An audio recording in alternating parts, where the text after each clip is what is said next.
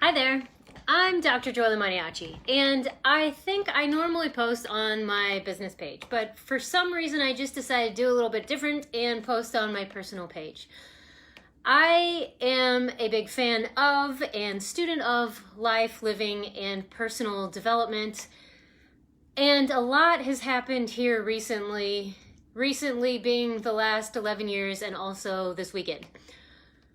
And so many thoughts are coming to mind right now, and I'm fueled by coffee and Mexican Coke, which I absolutely love. So if I do speak fast, just watch it again because it's in here. But looking at the business that I'm growing is the Happiness Clinic, and been looking at what happiness is, how these pieces fit together, and what is my why, and what is it that I want to bring to the world. And I really would like to be part of changing how healthcare is done in this country and in the world, and making happiness a measure of success. Happiness and health are so closely interrelated, but we've parceled and pieced health out into nutrition and or fitness, and not looking at the entirety of the picture, which includes finances and relationships and our ability to move and how happy we are and our confidence in ourselves and what community we're surrounding ourselves with, what conversations we're starting, engaging in, and continuing. And it's all coming together, and that's what the Happiness Clinic is here. What I'm here to bring is an awareness of you, what happiness is for you, and that's actually valuable to the entire system and absolutely essential to the healing of the planet, which I dearly, dearly love and want to save her, hug her, love her, and regenerate this place, because it's beautiful and I love it, and I want to be part of the expansion and betterment, greaterness of it. So just some of the ideas that were popping, as far as, for some reason I took my dog for a walk, and I just had oh, I'm so glad you like this, Fiona. I'm so glad. So many things were popping when I was taking my dog for a walk, and I just started jotting them down. And one of them is lies that stick us. Like, where is it that we're actually getting stuck? And in no particular order, I'm just going to share what I wrote down here. And one of them is the nobility of suffering. So many people have bought that something is more meaningful or more valuable in experience if you had to work harder for it. If there were more obstacles you had to work around or get over or move through or overcome, that is what makes something valuable. And if that is part of the experience, but the experience is just valuable. It's valuable, why? Because it's yours. Because you had it. Because you were endeavoring and moving towards something that you'd like to have. But when we buy this nobility of suffering and make the suffering what makes something valuable, we will insert suffering. And by insert suffering, also include a longer time frame. And one of the things that I'm huge with, that is a big priority to me, and one of the things that the Happiness Clinic is working for, is to find a fucking shortcut.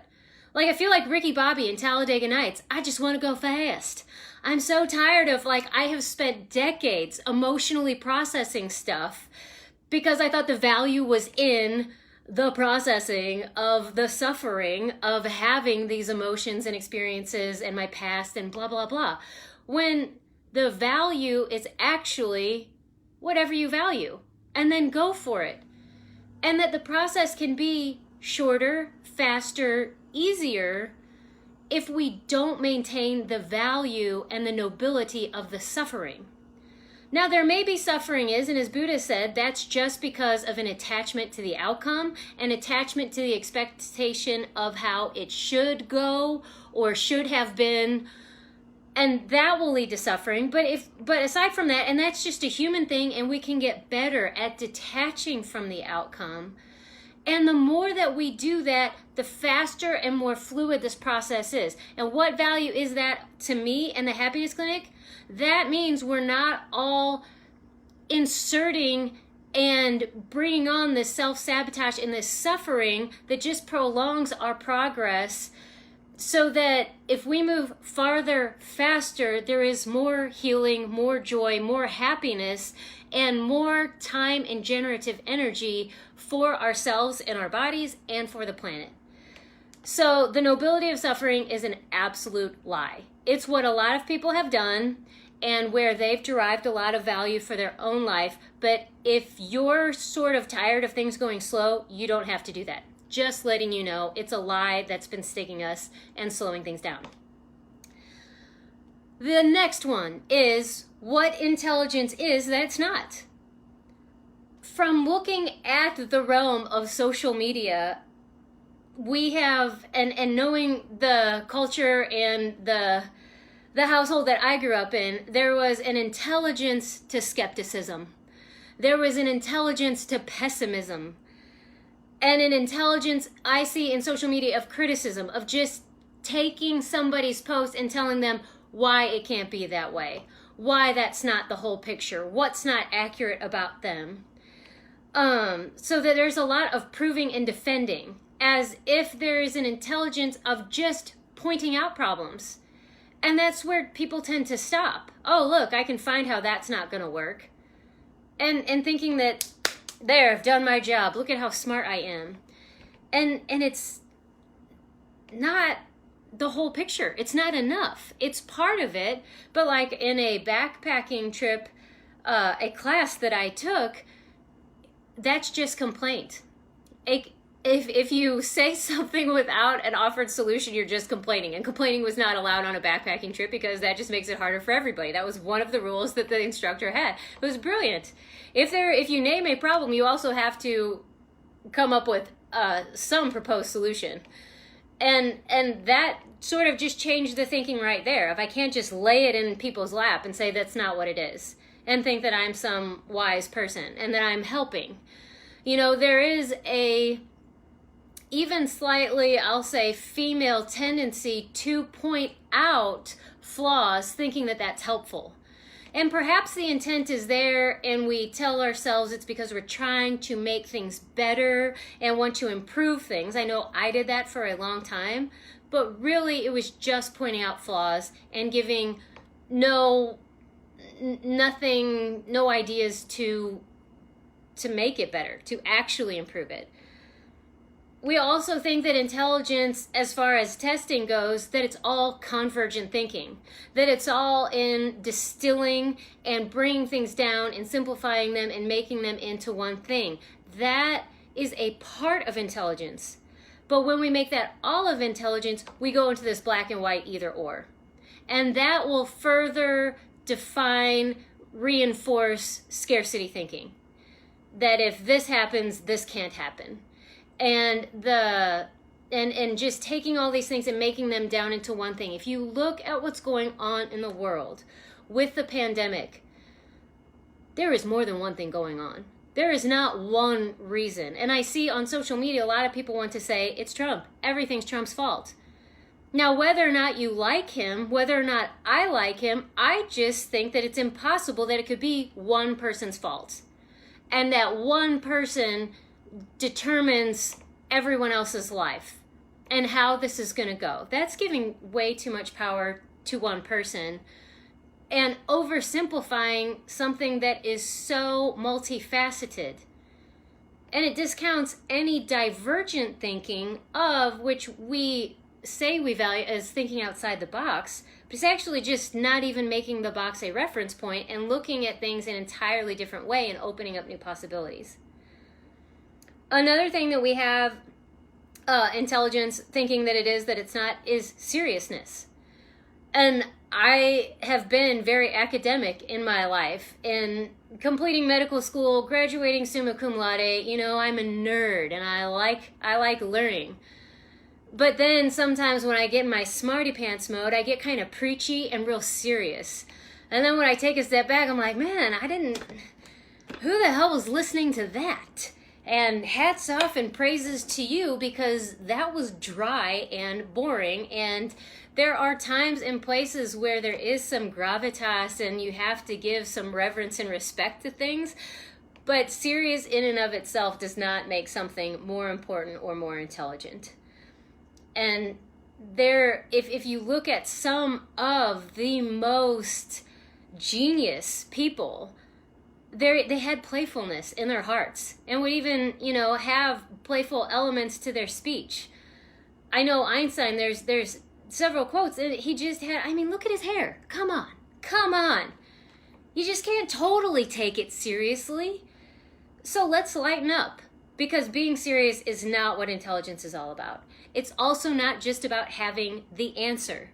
This reality, our school system, everything's about having an answer. And that brings down the smackdown to comments. Yours is wrong, so it's not that. But that distilling it and then being like, here is the answer. This is what's going to fix everything. And how many of us have been misled or let ourselves go for the bright, shiny object because that's the answer to our problem. As if the answer is what we all came to find was an answer.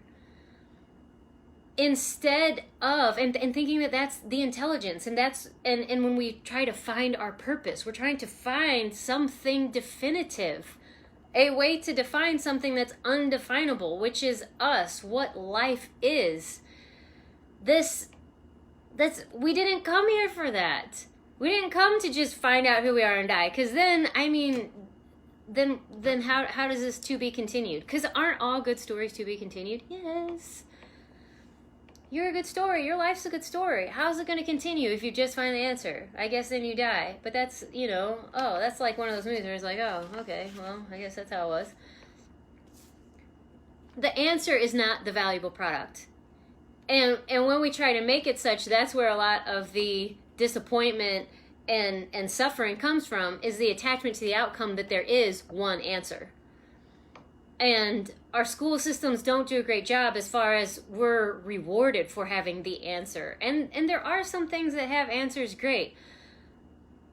But me being an academic and being so good at finding the answer, naming the answer, coming up with a hypothesis and this and that, and defending a point satisfactory to an instructor, and having that be valuable, then coming out of the school system, out of academia, and now what?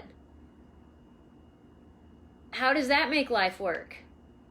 Well, that's why a lot of people sometimes stay in academia, because that's how their life works. And there's some just nerdery and love of intelligence and valuing that. So it's not like it's not all one thing.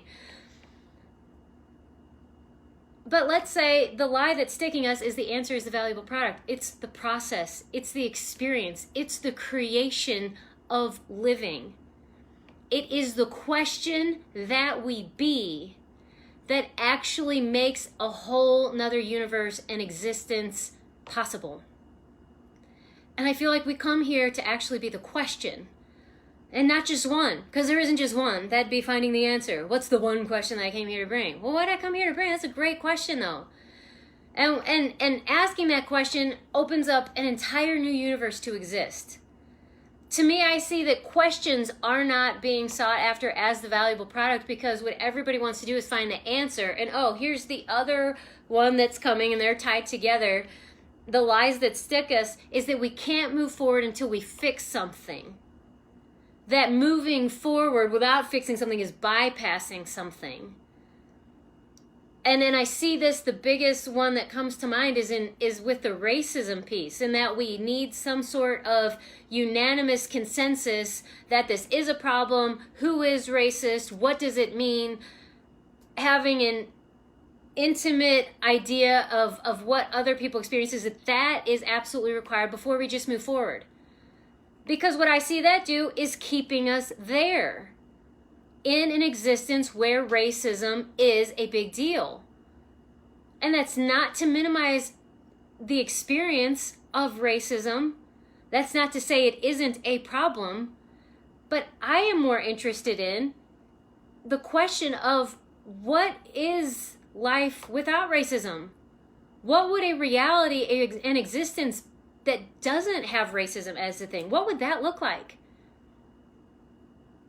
And if nobody's actually asking that question and actually kind of envisioning that future, where are we going? That's a lack of leadership. This insistence on fixing a problem before moving forward just creates a vacuum of leadership. There's nowhere to go. So all that's left is to just stay in this reality. And somehow that's kind of been what the intelligence is right now. It's time for us to make a greater leap. It's time to quantum leap this shit. Let's just transcend. It's not bypassing because it is a problem. Now, if some people don't acknowledge it's a problem, I'm going to go anyway. I know what I know. And then I'm going to ask questions to say, hey, how is this other thing, like life without this problem, what would that even look like? I don't have to wait for someone else to validate what I know before moving forward. That's what intelligence has been mistaken as, is getting this consensus and validating what you know before you move forward. It's a lie that's sticking us. Kind of piggybacking on that, a lie that sticks us is that leadership is having followers. That's how, what leaders are people who have followers. And I think that was what leadership was. And it's the paradigm that we're seeing now doesn't actually work. What it really does is allow people to blame and abdicate their own personal responsibility. As a coach, as the happiness clinic, and seeing that what we have is a complete misunderstanding or ignorance of how energy actually works, to the reality that we have with the pandemic, with racism, with sexual abuse, with child trafficking, all that, it has to have a platform on which it's built. And what it's built on is energy, and what we are is energy. And so it is our belief. And what reality is an agreement between two differing systems that this is how it is. So that if I agree that things, that division is real, that it's a me versus you, that's what allows the whole Me Too movement. Women and men, black, white, racism, masks, no masks, the haves and the have-nots. However you want to say it, we have made division real. And I've seen this, and we are a microcosm. We are a drop in the ocean, but we are also the whole ocean in a drop. And I have seen so much in my own marriage as a microcosm of what's going on outside. And how our marriage actually deteriorated when I really dug in and aligned with the victims. I've been sexually harassed. I've been sexually abused. You don't know what that feels like because you're the one who doesn't have to deal with it. You've never had to be afraid to walk down the street at night just because you're a woman. And that might actually be true, but what do I gain? Nothing. Just proving the point and having and well defining a problem, which is the lie of what intelligence has been so far. But what it actually does is keep that division and separation in place to where it can build and grow and divide men and women, people of different colors, people who wear masks or don't wear masks, people who have money versus don't have money, instead of us actually saying that's an invention and it's not working for us anymore. And so instead of but if leadership is just followers and I don't have anybody following me, well, I'm not the leader, so I'm not the one responsible for that. So then I can abdicate all of my personal responsibility and I don't have to do anything. And you know what? That's lazy. That's lazy, and it's actually just allowing it to continue. So what I've been asking more is, who am I really? Because a lot of times I'm actually so much bigger than the problem, so where it's not so overwhelming. But then I look at it as if the world's going to hell in a handbasket, this giant fucking flame, what can I do? I can take out my twig. I can take out the fuel that I'm fueling that fire with. And that's actually helped me get out of conflicts in my intimate relationships. You know, we always talk about picking your battles, and then I just realized this one doesn't really have any, what am I going to gain by this?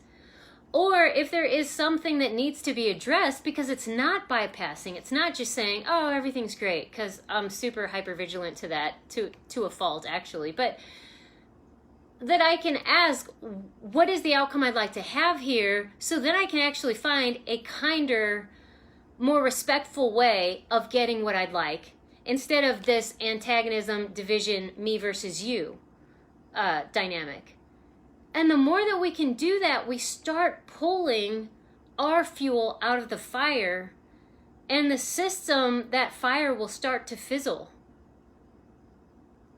And in the meantime, the happiness comes because then you actually have more energy for yourself. And you'll start actually witnessing, holy shit, that argument that used to take 3 days actually just took 3 hours. And we're like, and it's like actually better, and it's resolved at a higher level. Wow.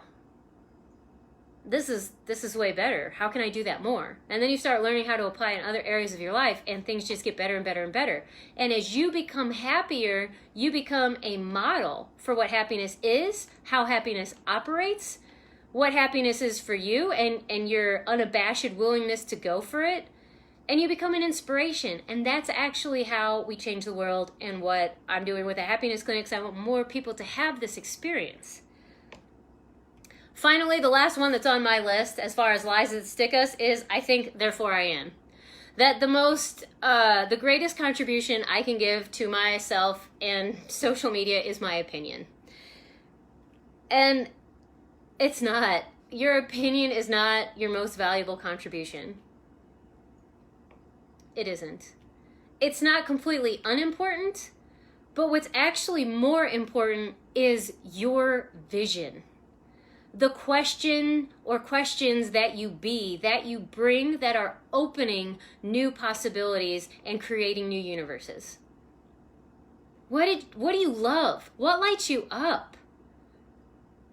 And start talking about that, visualizing that, creating an intimate relationship with that.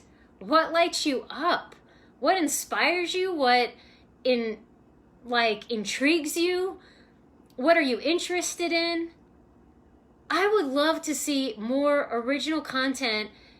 And me, part of the thing that I totally nerd out about and that lights up my life is, and in the vocabulary of the 5 love languages, is quality time with a caveat of quality conversation. And what I consider that is like the no bullshit, where somebody's actually being vulnerable and just like letting down their barriers of what's somebody gonna think, and they just nerd out about what they like. And it doesn't even have to be something that I'm interested in, but when I can see somebody else's enthusiasm, I am so with them. And I'm gratified that they share it with me. And I want to promote it in any way that I can. And that's what I'd like to see more of. Like, could we do more of that on social media instead of just talking about what is, about using this misidentification, misapplication of what intelligence is to just more descriptively and with more words or delicate subtleties describe the problem. That if a problem is on your heart, but to instead just complain or tell somebody else why their proposed solution isn't going to work, to actually come up with new solutions. And battery's low. And how, in the happiness clinic, one of the things that I work with and talk with is you get back in touch with that child, that inner child that actually includes magic as possible. But then when you go into quantum physics, seeing magic as actually a system, there's actually things you can do to bring magic into the world and make it a possibility, more available, and actually a usable thing, to where you start enlisting the universe and all its intelligence on your behalf. Now, it's completely objective and has absolutely no bias about what it's arranging and rearranging for. That's up to us. And what we've been doing for most of our lives and for generations and eons is using it to divide and separate and create this inequality between us, and find reasons why it's not fair, and believe all that bullshit, and start looking for answers and trying to define and limit ourselves, when we actually have this exact same ability and creative power to start asking the universe about, what did I come here to bring? What lights me up? What are the conversations I'd actually like to be having? And what would I like to see more of? And start asking for that and being that. One of mine is, I want to see kinder, more respectful communication. I know it's freaking possible. That means I have to stop when I am communicating disrespectfully, which when I'm heated and really irritated actually comes a lot easier than I'd like to admit. But I have to start, that's where my work is. I start pulling the fuel out of the fire that makes miscommunication and disrespectful communication the norm. That's what I can do. That's personal responsibility, and that's absolute power, to where we recognize we matter and that I happen to things, so that my drop in the ocean and the ripple that I'm affecting in all directions is one that's actually creating more of what I'd like to see and opening the door to the possibilities that I see, because what I came here to bring is a vision. But then not to spend all my time trying to get other people to validate it and say that they see it too, but to actually just go for it and make it something that other people can actually see. And that's what leadership really is. And we do that. The shortcut is actually being happy, finding out what happiness is for us, and asking for what lights us up. And then the universe comes in.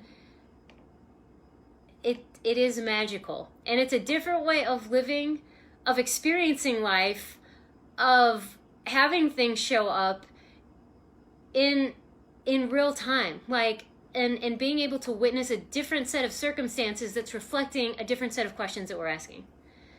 And that's what I would like to be. And in the way of how it came up as the lies that stick us, as far as what's holding us back from that. So maybe now, if you can recognize the lie that there is nobility in suffering, that intelligence is skepticism or pessimism, that convergent thinking and thinking things are all explained, like only one thing is going on at a time, or that being serious means you're more intelligent or wise, that you can't move forward until you absolutely fix something and it's near perfect, that the answer is what's valuable instead of the question, that leadership is having followers rather than just recognizing your vision, going for what lights you up and just going for it and leading your life and creating a living. And that I think, therefore I am, therefore my opinion and my thoughts are what's valuable about me, when it's really the vision and the question that you have that you can offer and open new possibilities. That's really what it is. So thank you for joining me. I just wanted to put this in the world, and I really appreciate all you guys who've joined me, and it's been a pleasure. And I like to, if you got questions, definitely message me, because this is going up on the podcast, but I would love to have more questions. And these are the conversations that I find are transformative and that I would like to be having, opening, and facilitating as a faster, shortcut, wormhole, quantum leap to happiness, and having more possibilities, more laughter and lightness on the planet. All right, so hopefully that inspires you to bring that to your universe, and I can't wait to talk to you again at some other random time. All right, love you.